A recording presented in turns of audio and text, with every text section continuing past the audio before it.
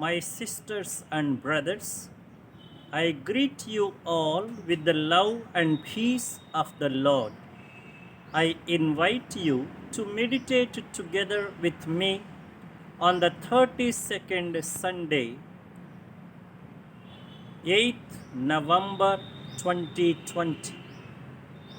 The focus of our reflection: we are called to be wise, and the loss of wisdom is a sure path for destruction and loss of eternal celebration. The Word of God invites us to seek wisdom, to be wise, and to live wisely, because it is the wisdom that determines the quality of one's life and the fate of one's destiny. This is what comes straight and clear in the Gospel through the parable of the 10 virgins. The parable of the 10 virgins, 5 wise and 5 others foolish, is not a matter of worldly intelligence. It is a matter of wisdom of God, to be prepared in full measures with not only the lamps but also oil, to wait on the Lord always and at every moment, to be alert to his voice and coming, to walk in his company, and to celebrate the feast of grace with him. On the contrary, the foolishness of the unwise virgins is they were too sure of the coming of the Lord's arrival.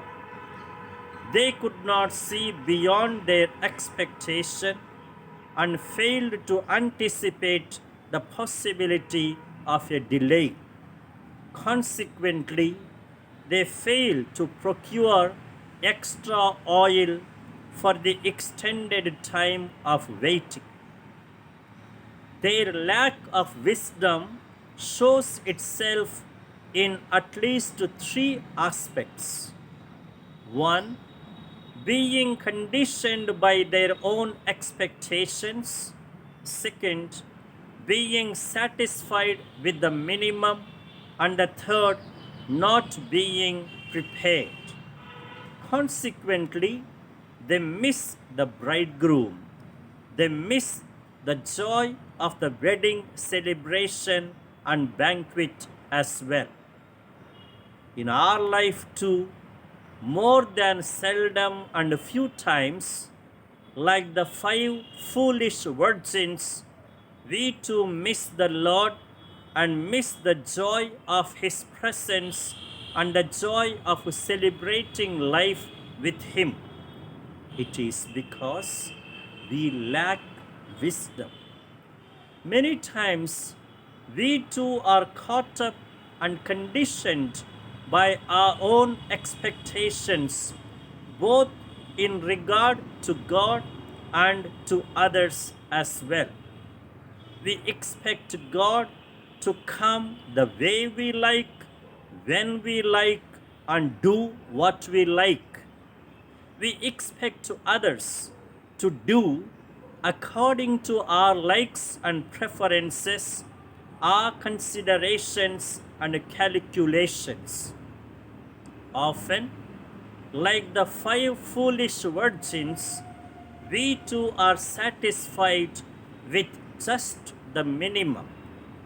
They were satisfied to carry the oil, just the bare minimum, what is enough till just the right expected time of the bridegroom's arrival. They did not want to carry a little more, an extra oil beyond the expected and enough for the present.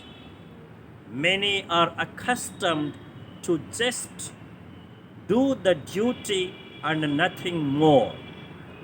Thus, they are totally unprepared. They run here and there in haste and tension in the last minutes. Their lamps are dwindling and run the danger of getting extinguished. They realize that the lamp without oil will be no good. Without the oil, the lamp cannot keep burning. We need to be wise, to be ever prompt and ready to meet the Lord. What counts the most is not our expectations or calculations or likes, but what pleases God. Lamp of faith and a minimum oil of casual practice will not suffice. We need extra oil of fervor, of holiness and purity. In our Christian living, there is no room for tepidity and impurity.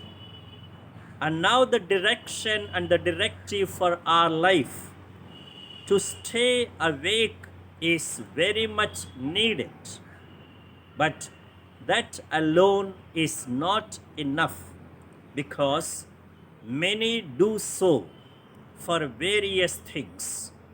But to stay awake for the Lord in holiness and to stay awake for good in charity is what matters.